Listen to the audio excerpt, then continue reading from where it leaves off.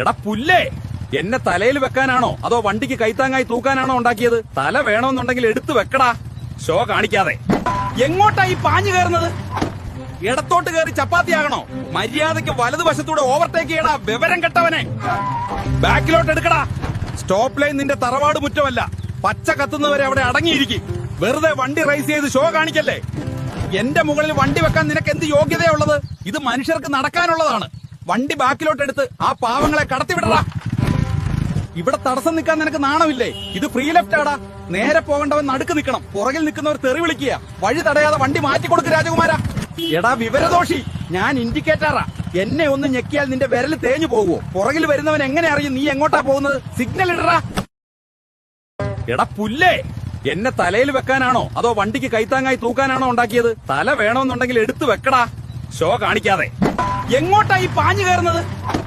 ഇടത്തോട്ട് കയറി ചപ്പാത്തിയാകണോ? മര്യാദയ്ക്ക് വലതുവശത്തൂടെ ഓവർടേക്ക് ചെയ്യടാ, വിവരം കെട്ടവനെ.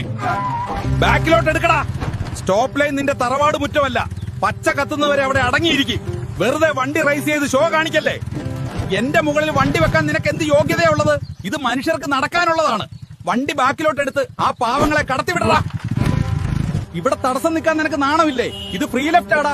നേരെ പോകേണ്ടവൻ നടുക്ക് നിൽക്കണം. പുറകിൽ നിൽക്കുന്നവർ തെറി വിളിക്കുക. വഴി തടയാതെ വണ്ടി മാറ്റിക്കൊടുക്ക് രാജകുമാര. എടാ വിവരദോഷി, ഞാൻ ഇൻഡിക്കേറ്ററാ. എന്നെ ഒന്ന് ഞെക്കിയാൽ നിന്റെ വിരൽ തേഞ്ഞു പോകുമോ? പുറകിൽ വരുന്നവൻ എങ്ങനെ അറിയും നീ എങ്ങോട്ടാ പോകുന്നത്? സിഗ്നൽ ഇടറാ.